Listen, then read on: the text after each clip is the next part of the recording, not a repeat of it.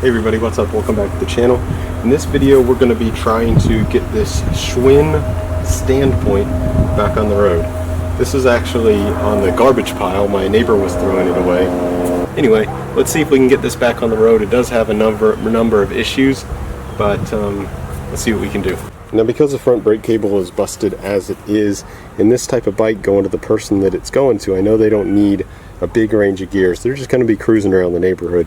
So what I'm intending to do with this is go ahead and switch it to 1x. As I kind of expected, there's no master link on this, so we'll have to break the chain with the tool. Now, this bike wasn't actually that cheap when it was new. I looked it up. It comes from Dick's Sporting Goods, it looks like, and it was about $450 when it was new. And if you kind of look at like the wear marks on it, it doesn't look like it was used much at all. The tires are basically brand new. It's just, I think it's been kind of kicked around and stored in different places and just kind of beat up over time. And I don't think it's that old either. Probably a few years old, if I were to guess. A lot of times with these lower end bikes, I just say it's not worth wasting your time on, but I think I can get this one going, and it should be pretty nice because it's not that worn out for very little cost or effort. Now with the chain off, I can go ahead and remove the front derailleur. I'm using these clippers I got from Capri Tools. They sent them to me to kind of review and just use. Now this bike actually is going to my friend's wife. He recently got himself a Trek Marlin 5. He's getting back into cycling after a long time off. And he said he was looking for his wife a bike. She's shorter, I think he said 5'2" or so. And last night as I was falling asleep, I was considering if I should actually remove this cable completely or maybe leave the housing in to make it easier for the next person who might want to use it. But ultimately I thought, you know, I don't think anybody's going to mess with this bike very much ever again probably, so just to make it look better and not have to deal with any cables just hanging around, I'm going to go ahead and remove them completely. Let me know in the comments if that's a good call or not. Okay, so again, I'll use my Capri Tools snipper so I don't have to pull that mess through the frame.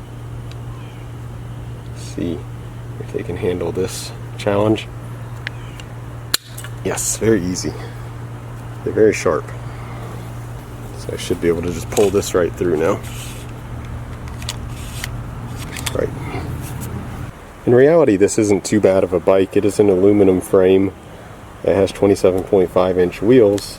It's just, I think that the people who buy these type of bikes, you know, they don't care about bikes. They don't care about it. So inevitably, this bike is going to end up in a condition like this.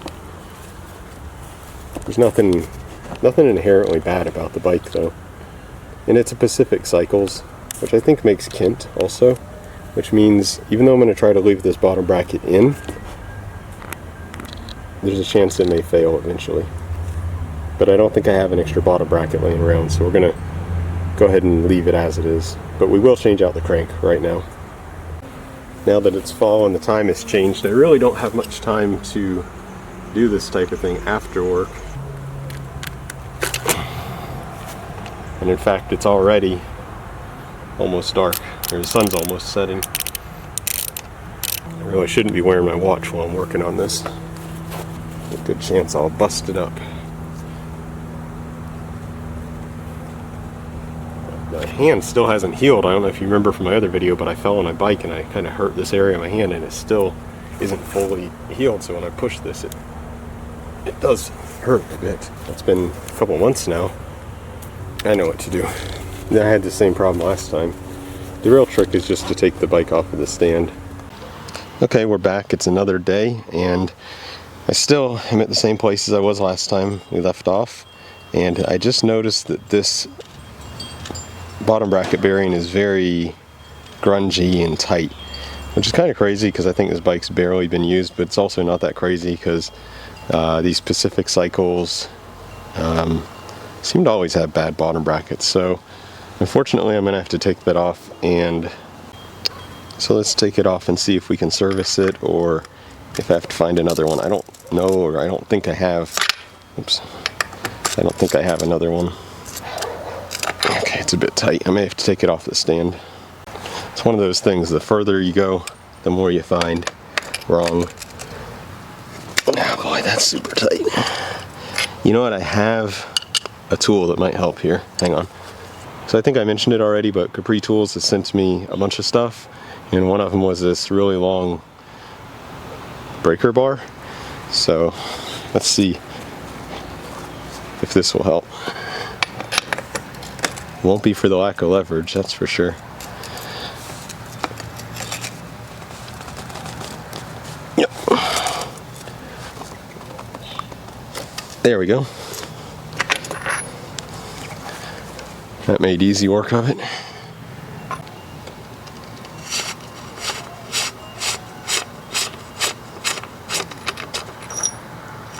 Yep.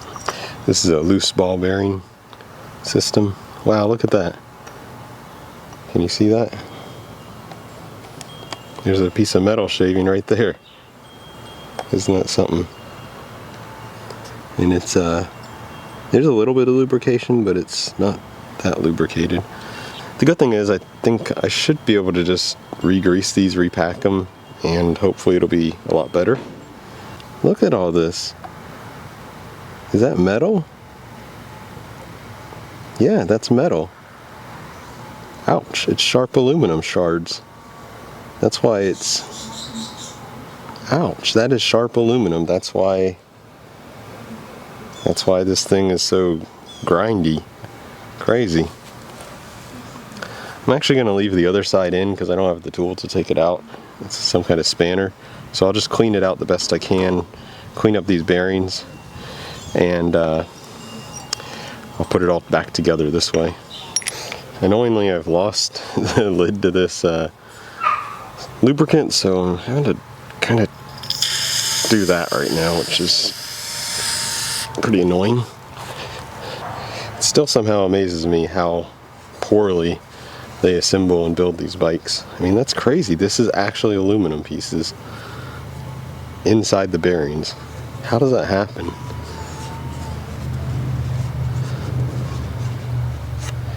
It's like when they drilled and tapped this this shell, they just assembled it without blowing the chips out or something.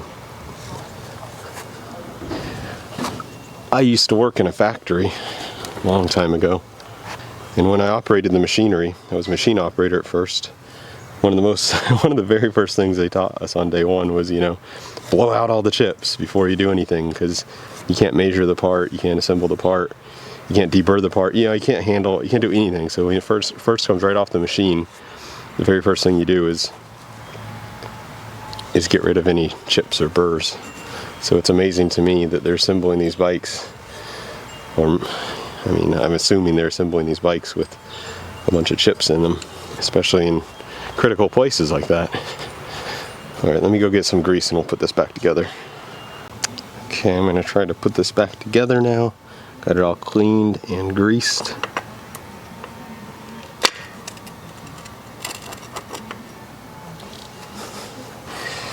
I just noticed something when I shoved that axle through. The seal came out the other side, which isn't good, but I see that it's like smashed. Looks like the seal was installed wrong. So now I need to take the shaft back out, try to install the seal right, and then gently put the shaft back in. Okay, I got the seal back installed, and it's installed right this time. So it looks like it was installed wrong before. Now it's installed correctly. Now I'm going to carefully keep my finger over it so it doesn't get shoved out again. I think I incorrectly called these loose bearings earlier. This is actually a caged bearing system. Oops. This is a reverse thread system here, on this side anyway. Now I'm not going to use the breaker bar to tighten this down. That was, I think, overkill. I kind of forgot that it would be better if I went ahead and got this chain ring installed onto the crank before I put it on the bike, so I'm doing that now. I had to find some chain ring bolts, which I did find. Need to order some more. I'm using my Capri Tools Allen key here. I don't know what you call this, T, adjustable T type Allen key, very handy. When they sent me this set of free tools, I didn't really know what to get. You know, I just kind of grabbed some random stuff, but these are probably the most handy thing since I've been messing with these tools, and I've never had those before, but I'm finding those to be really handy. The reason why is because you can use them fast on this side, and then if you need more torque on this side, and it's also nice to be able to slide it. So yeah, even if you don't get this brand, yeah, these are really nice. Oh, you know what I forgot too? Silly me. You should put Loctite on these because they can back out. So let me go grab some. Now, some of you longtime viewers may remember this chain ring. I bought it, I don't know, for like $5 or something off Amazon or somewhere like that. Because it was green, it was on discount. But also because of that, I hardly ever really want to use it. So, yeah, we want to put it like that. So I don't know if that was a good idea to buy that or not, but yeah, this was originally for that, what was that bike? That, it was that GMC road bike. I put a 1x on that, so just a drop of this is plenty. This is the blue kind, which I don't think is the most strong, but I'm not really totally sure about that. But I find just like a drop of it is fine and plenty. Yeah, because I've had many times where these chainring bolts will come loose and eventually fall out over time. It's not a big deal because there's 4 of them, so like, if you notice one is missing, it's not a huge problem in my experience, but you know, you don't want them falling out. Now sometimes, yeah, like in this case, I can feel it on the back side. That's rotating, so there's a special tool for that. I really don't like that design. I feel like somehow that could have been better because it's always a hassle with that, even with that special tool. Yep. Same thing on that side. Let me grab that tool. Yes, this tool here. So basically that will fit in like that. Barely. That's why I don't like it. It hardly ever fits correctly, and it's just a mess to work with. You know, it'd be nice to put this in a vise or something so I could handle it better. Okay.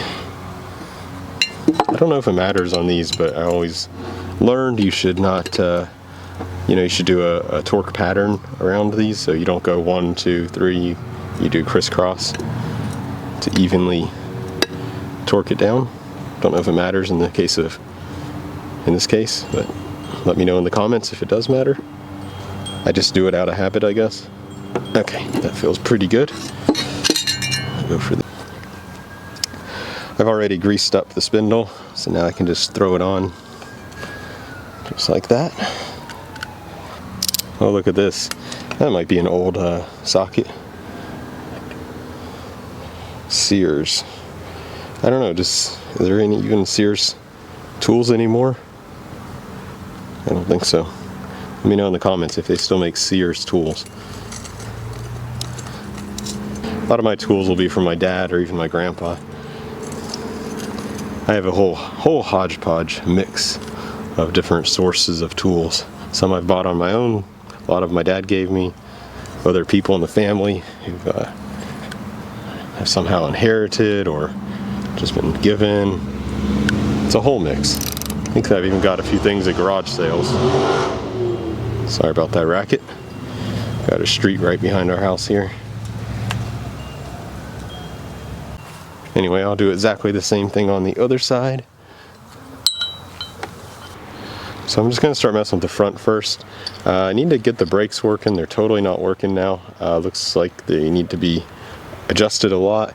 For some reason the spring was even outside here, so brakes were all messed up. Let me get the brakes working. I'm going to put some air in the tires just so while I'm working I can see if they're going to hold air. So let me go grab my pump. Okay, for the front brakes, mostly all we need to do is loosen this bolt, bring the cable through, therefore tightening the brake caliper. But also we're going to adjust it up here at the barrel adjuster. Basically here we're gonna tighten this in as far as we can, so that later on if we need to adjust it, we can adjust it out, which will tighten it. So just do it like that and then lock it with this lock nut like that. That'll be good. Now we can go back down here and get this adjusted.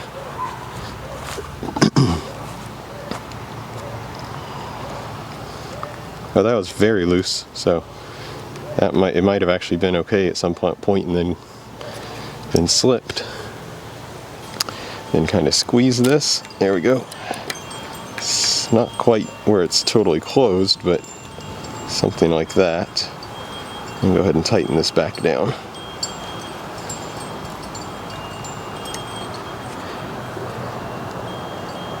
There we go. Okay, that's much better. The wheel is pretty out of true, so I'm definitely going to try to work on that a little later. But now the brakes are reasonably working. Yeah, it's going to need some fine-tune adjustment, but that's basically now it's basically okay. Looks like the back brakes are going to need the same treatment, but I'll go ahead and do that off camera. It's just exactly the same deal as you just saw. Okay, I bought this Park Tools TS 2.2 quite a while ago, and I've never actually used it. So it's a truing stand.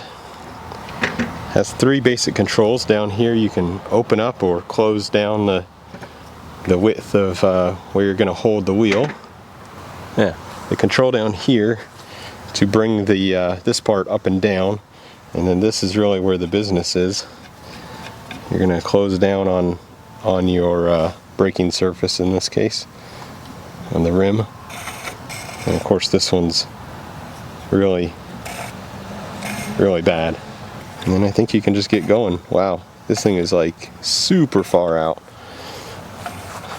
Now I don't have the nice Park Tool spoke tools, but I do have this one, so I'll start with that and just kind of go through. Yeah, some of these are very loose. So I'm just going to sit here and do my best, and I'll come back when I have something somewhat better, I hope. Okay, I got both the wheels reasonably true. That pad is a little too high, I think. But anyway. Still, the back one's still a little bit bad, but it's good enough, I think. So I did the best I could. So I'm going to go ahead and put the chain on, and I think I can give it a ride.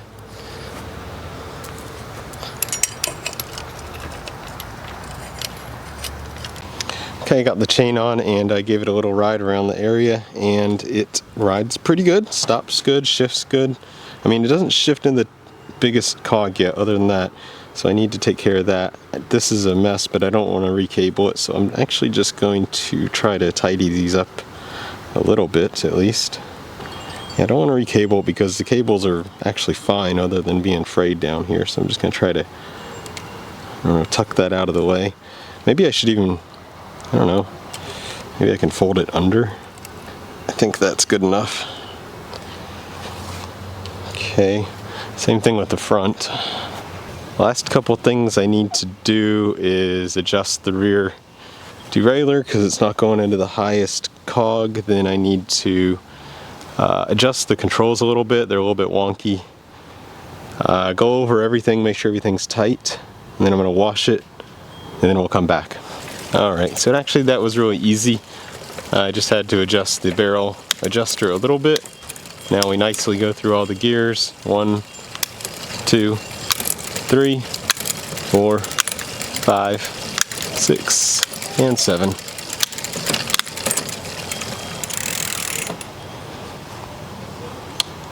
As I was washing the bike, I ran across this, mark on it. I guess the bike had probably fallen on something, or something fell on the bike. There was actually quite a bit more, and I was trying to get it off. I was, just scrubbing with a rag and some soap, and it really wasn't coming off.